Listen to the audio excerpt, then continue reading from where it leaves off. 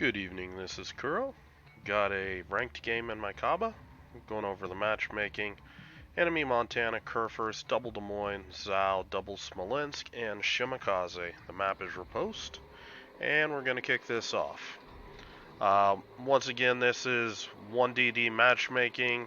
Khaba versus Shimakaze, which is an excellent cap contesting destroyer. So, I am expecting this game to really need to put some firepower down on the enemy team to make sure that points don't run away from us. So the initial plan is gonna push up here.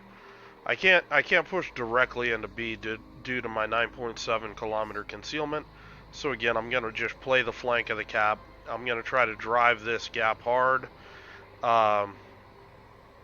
And just start to use this open space here to roll the enemy back and try to, slowly take this end of the map, and that will enable my team also to get cross shots as guys are trying to deal with me being an annoying pest back here.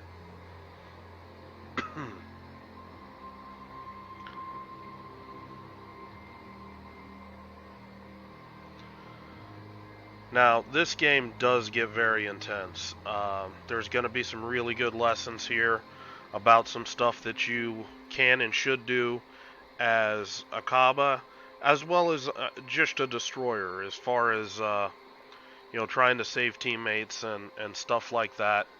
I know I don't have smoke available, but there are some things that you can do. I'll talk about them when I get it when that opportunity comes up.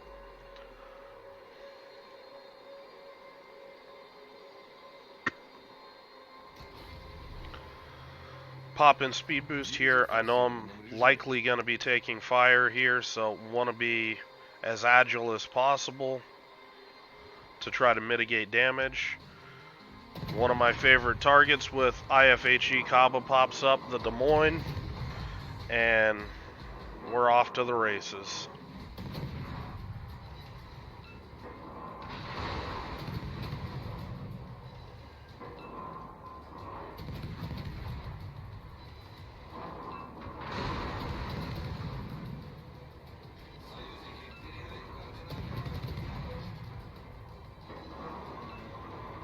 Now notice, I'm not just keeping, consistent speed.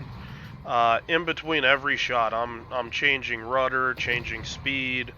I'm providing the enemy nothing consistent to gauge his lead off of, and that's huge when you're trying to gunboat like this. Boats that are hard to hit, like Khaba, Kleber. Just about any destroyer can be difficult to hit at, beyond 12 kilometer range. Don't let them, be able to shoot at you and then adjust their shots and be able to hit you with the next volley. That's sloppy play. Change that speed, change the rudder, change things up, and you're gonna find you're gonna take significantly less damage, and that's gonna make you live longer. That'll make you deal more damage, and that will win you more games. So here, a little too close to the Des Moines at 9 kilometers. So just gonna kite back. Again, I want to maintain proper spacing, and I want to keep this Des Moines right where I can be. My guns are effective, but he's going to struggle to deal consistent damage to me. And that's really what I'm looking at right here. He gets a little bit of a good hit right there because I'm not moving enough.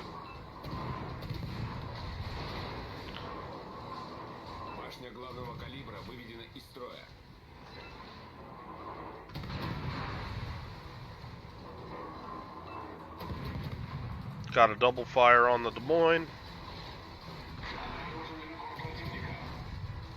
I think I hit his turrets with that one.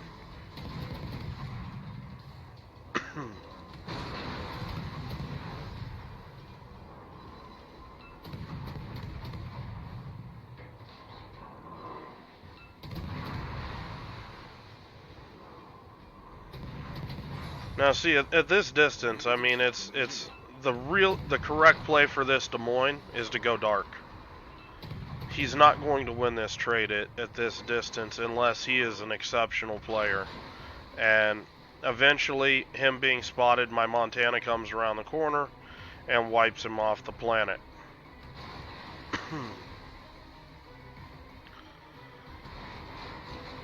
So we had a little disaster of our own with the Smolensk getting nuked up there at ACAP. I didn't see what happened up there, but you know, we've equaled up on the ship kills, but they were able to take ACAP much quicker than we were able to take BCAP.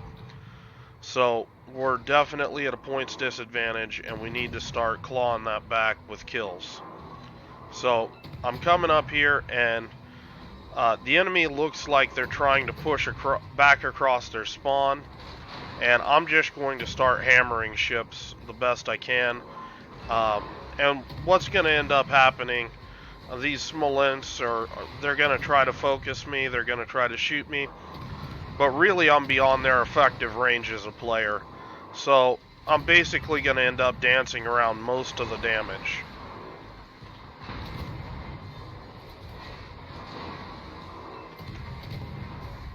This is a nice effect for my team because this is less damage that my team has to tank. They're in ships that, you know, they're not going to be able to dodge and mitigate the damage as effectively as I am.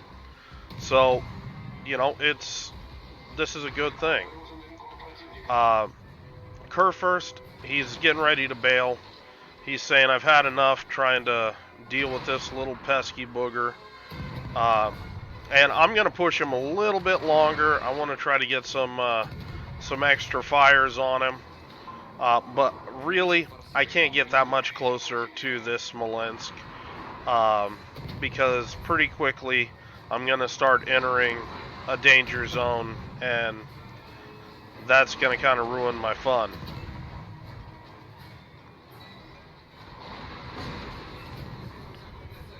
Get lucky here. I slowed down into that.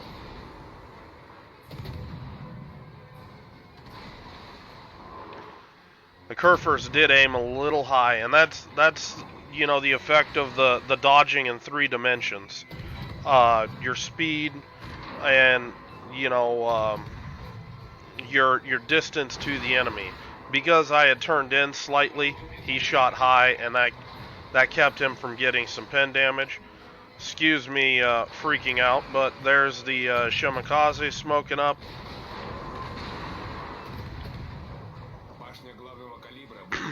Taking the gamble on dodging any torps that might be coming there.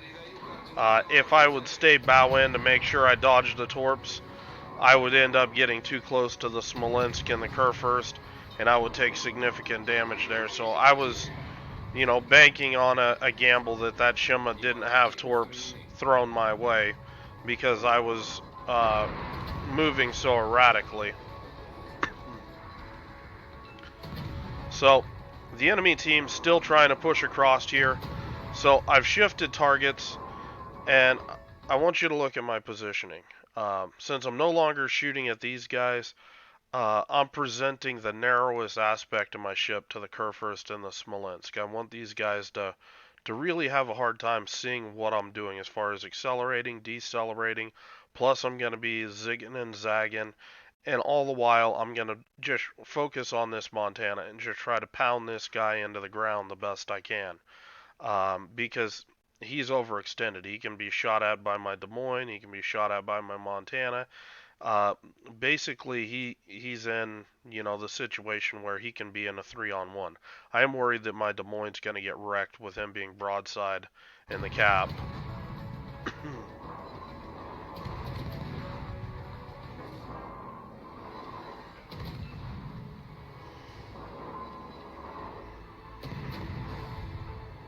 One thing to note, I'm already up to 96,000 spotting damage. And this is the effect of me taking this open area out here, forcing all these guys to shoot at me. It keeps them lit for my team that can work from all over the map. And, you know, It's just, I call it active spotting. When you're forcing the enemy to basically engage you so you can spot them and they can, my team can follow up on the damage. Now, we're tied up on ships. We were able to cap A, but now we've got kind of a disaster here. My Des Moines low HP. Des Moines gone, actually. And we've got a Zhao that's trying to cap B cap. My Montana's, he's pretty much out of position. He can't really influence the map from this position. And it's really going to be left to me to chase after this Zhao.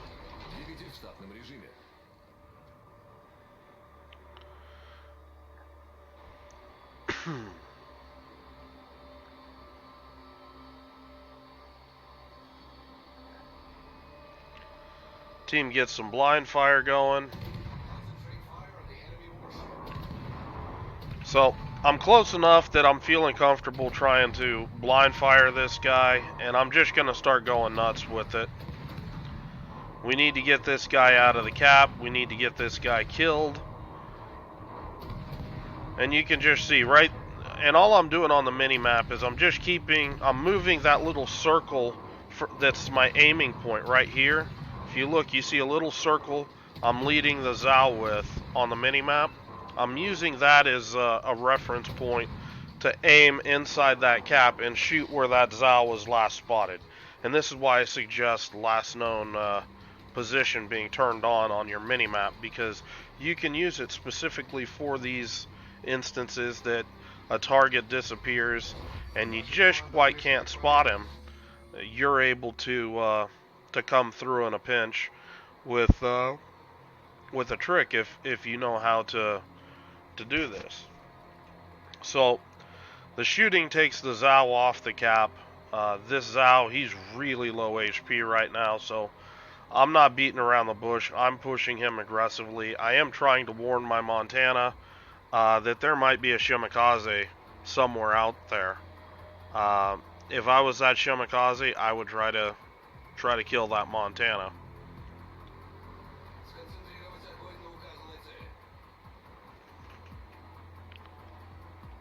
So I'm thinking that the Zhao has kited up this direction because he didn't get detected by any of my allies up here.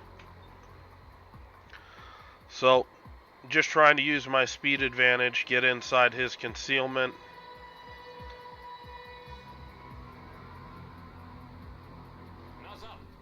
And boom, there he is.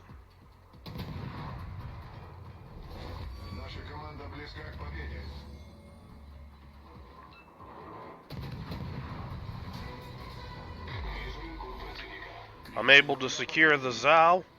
Now, at this point, we've kind of had another disaster. We've lost some more ships up here at A-Cap. The enemy team they've come back and they're getting ready to counter push A hard. There's no way we can hold A. I've got a Kremlin who, he's got some HP now, but he's got all of these ships that are going to be shooting at him. And that's going to be real rough as far as their HP. So what I'm looking to do is I need to get this fire. You can see all this stuff coming in, the Des Moines, the Smolensk, both the Smolensks.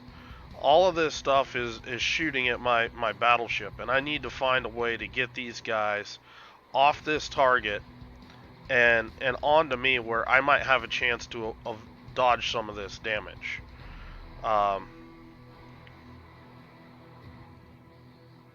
So that's basically going to start with me. I'm just taking wild shots into the cap. I don't know where anything is. I happen to spot a Des Moines, so I'm just going to start shooting at him. But I'm basically shouting, "I'm here, people. Come at me, bro." And if you look, you're starting to see fire being shifted to me. This Smolensk, though, he's being smart. He's being cagey. Kerfer's just shot at me. This Smolensk, he's making the right play. Try to focus down the target that's most vulnerable. So I'm going to push into this Smolensk, And I'm actually going to start engaging him and try to more directly bait this guy into shooting me.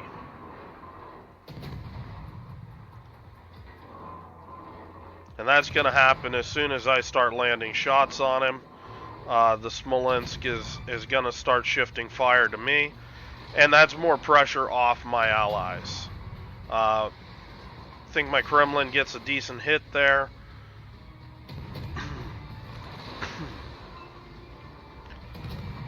But just trying to kite, trying to be as useful as I can for my Kremlin. Let him get some distance, let him get some space, let him get some time to get his heals up, his DCP back, and try to get him to live as long as he can. You can see not looking too healthy now, and that's the effect of that, focus fire.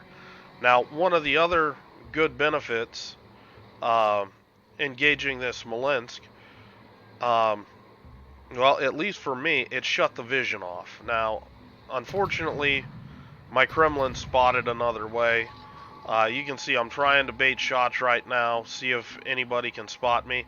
I'm too far out. It's telling me I need to kite back in here and try to push these guys. We're down to the wire. Um,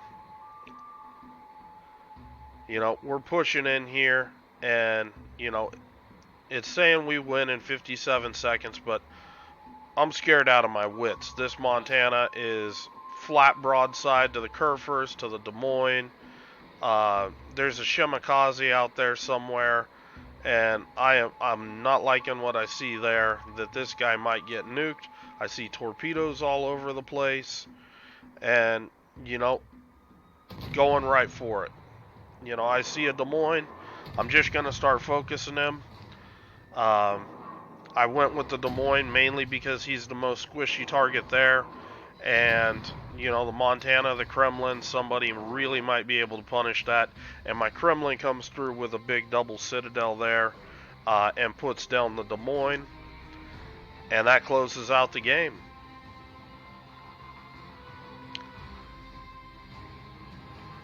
So now we get to watch the UI take a crap. But really the lesson of this game was to demonstrate some more active scouting, demonstrate some options that you should take as a destroyer to try to save your team some HP. If if you're going to lose a ship, something like that, we could have very easily lost the Kremlin and the Montana if things had went wrong there. And it's just lucky that we weren't able to, or that we didn't get crazy fire RNG or something like that, or that the Montana didn't get nuked by AP or torpedoes, and it kept us in the fight. So just taking a look at things, ended this game, 98,000 spotting damage, 2.7 million potential damage.